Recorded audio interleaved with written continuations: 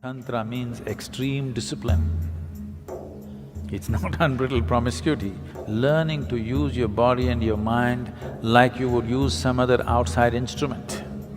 This is a tremendous gift that Agastya Muni offered, that he established a tantric process 100% rooted in the body, nothing outside.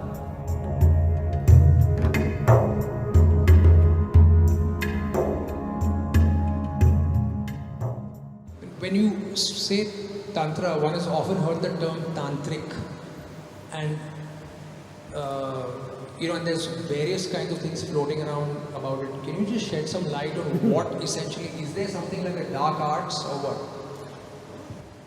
Most of the existence is dark art. Light is only a small happening in this existence, isn't it? Isn't most of the existence dark? Yes. Light is a very small happening, a very limited happening. If light has to come, something has to burn. To have these lights going, something in this planet is burning right now. You must understand this, ecologically aware people. To have all these dots of light, something is burning somewhere. We say the bulb is burning, that is also burning, but something else is burning to keep this burning, isn't it? This is the way of the light. Whether it's the light bulb or the sun, something is burning. Whatever is burning is bound to get over someday. Yes? So that's why we say, if you're burning irresponsibly, we say, you're burning the candle from both the ends. Because we understand, if light has to come, something has to burn. So if you are burning to cause light, you better control the light and keep it at the minimum, otherwise things will burn up very soon. So light is a very limited happening. The whole cosmos is a dark art. No? So, there is a lot of dark art that one can practice, not necessarily life negative. Dark arts are not necessarily life negative. When we say occult, because you've heard of some lousy occultist who is trying to destroy somebody's lives, cause disease, cause death, because of that you think that occult is always a negative thing because socially you are exposed to only that kind of people. But occult is also of the highest order. Shiva is an occultist.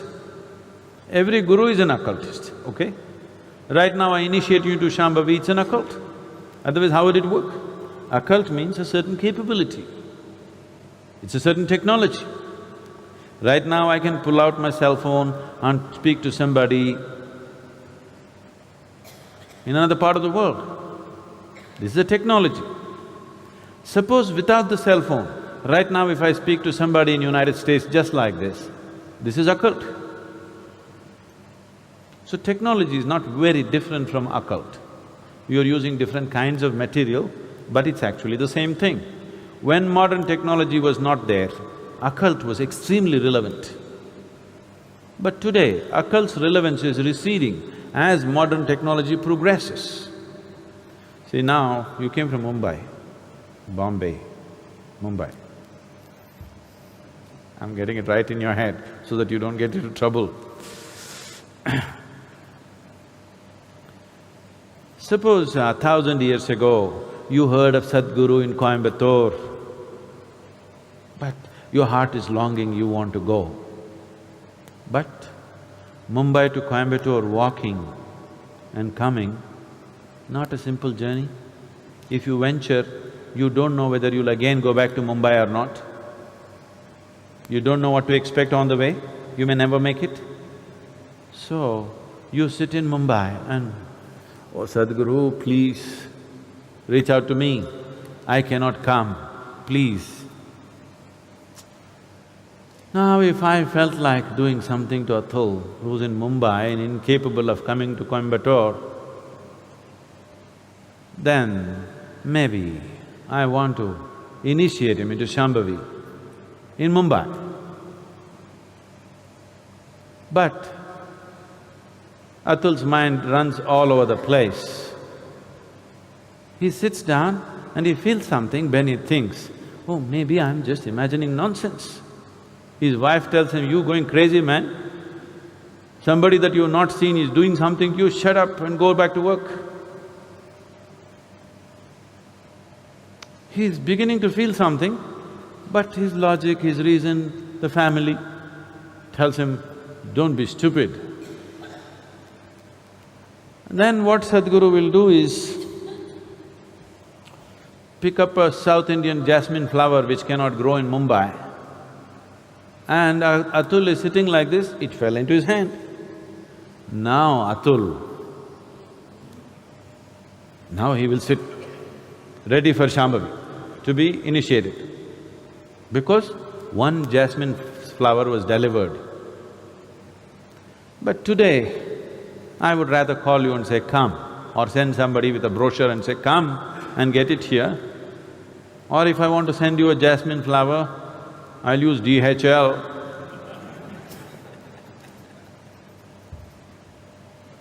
So modern technology is making occult obsolete. But I want you to look back 1,000 years ago, just see the immense value of occult. Yes? 1,000 years ago, just imagine you were in Mumbai and I'm still in Coimbatore, you wanted something from me. Imagine the value of occult, isn't it? So, today the value has receded, so all kinds of charlatans are doing all kinds of nonsense. Occult need not necessarily mean negative. Now, the English word occult doesn't clearly specify what is it that they're calling as occult. Recently, someone asked me a question in the Samyama, I think. It seems some guru. He said, Tantra is just a way of getting over what? Obsessions. Just getting over obsessions.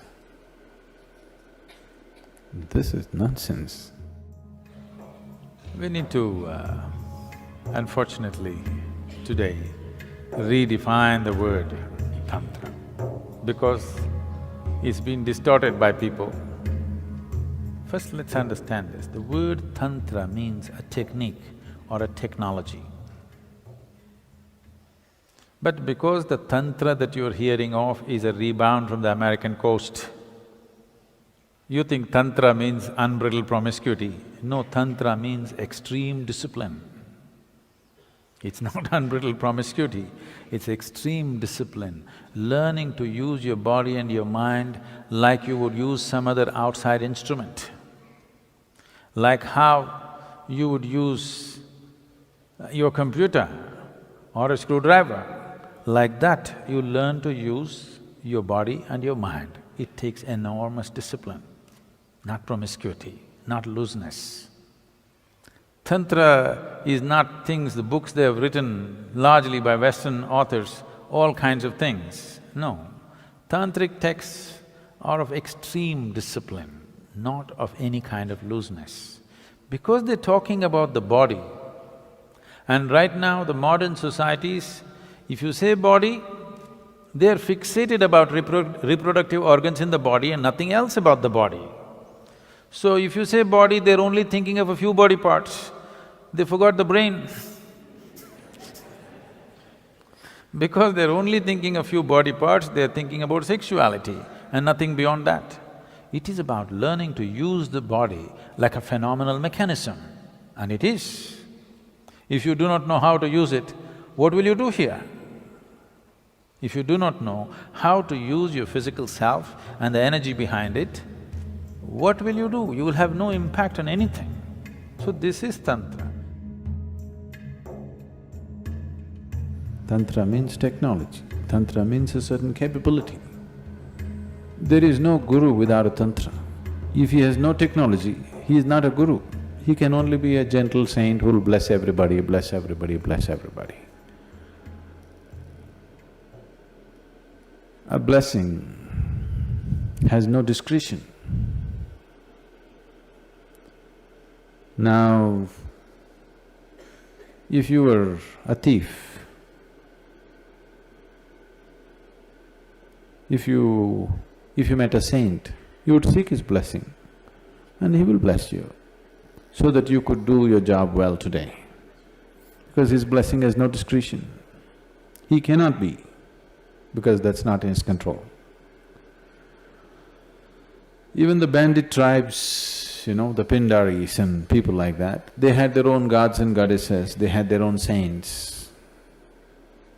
Their gods always guided them which home to hit today. Very successful they were. They pursued their profession for centuries. Banditry is their profession. So unless you are just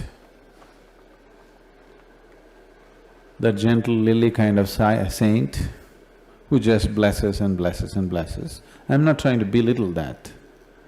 They're beautiful in their own way, but they are not of any… they are not for people who are lusting for enlightenment. They're not for those people. They're only for people who are just seeking small improvements in their life. If you walk into a Home Depot, you can make some improvements to your life, isn't it? Yes or no? You can actually. I see every day on the television people come and say, "Oh, I just bought this bed, my whole life has changed, it's amazing." I didn't know I didn't know a bed or a pillow could do that, I didn't know that.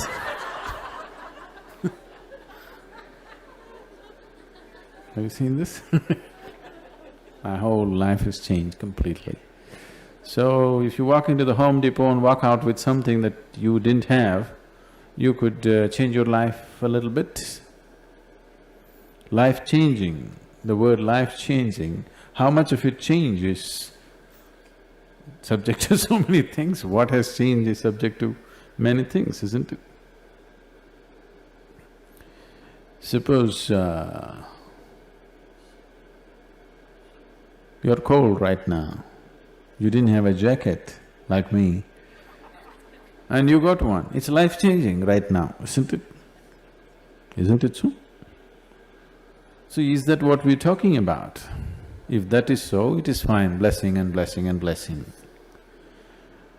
But if you're talking about spiritual growth, reaching to your ultimate nature, what is a guru without a capability? You can't call him a guru. So capability means a certain ability to do things which people cannot do for themselves. So if there is…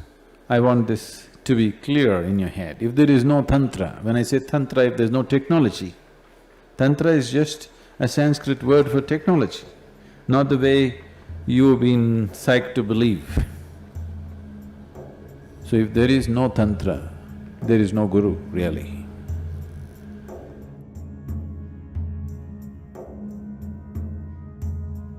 Because guru means you have to roll up your sleeves and it's a mechanic's job. You got to fix things. To fix things, you must know what's what. You must have some technology in your hand, and that is Tantra. Is there Tantra in Isha? Very much. All across the board, various kinds.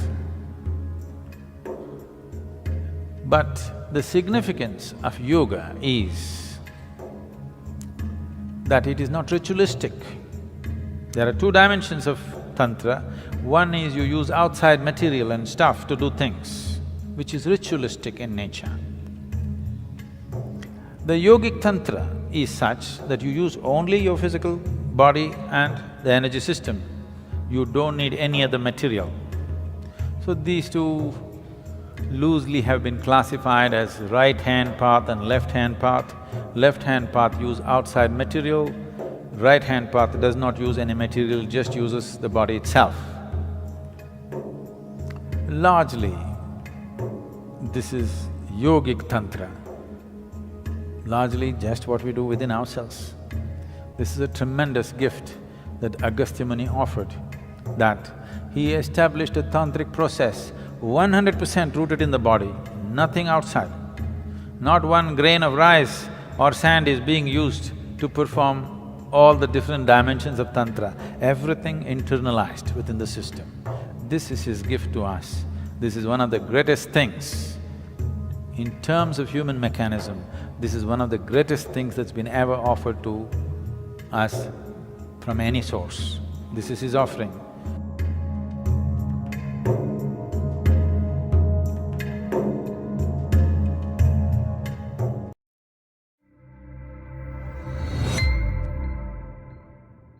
Om bun, mă bucur că ai urmărit materialul Vibrații Înalte și te invit, în cazul în care vrei să descoperi mai multe informații despre meditație și despre cum anume poate să te ajute această practică, să descarci manualul gratuit de meditație Vibrații Înalte.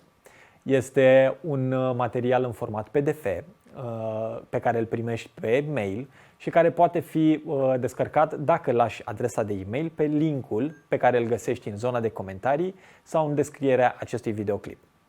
Ori poți să intri pur și simplu pe vibrațiinalte.ro, te duci la rubrica resurse gratuite și accesezi de acolo manualul gratuit de meditații.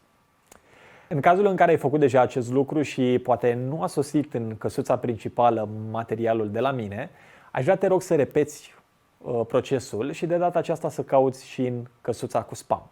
Este posibil să ajungă fie la spam, fie la promoții, dar cu siguranță, dacă ai scris adresa de e-mail corectă, aceasta o să fie folosită pentru a trimite manualul de meditație Vibrații Înalte. Te îmbrățișez și de-abia aștept să primesc din partea ta un mesaj cu impresiile pe care le ai vis-a-vis de acest material. Te iubesc și îți doresc tot binele din lume. La revedere!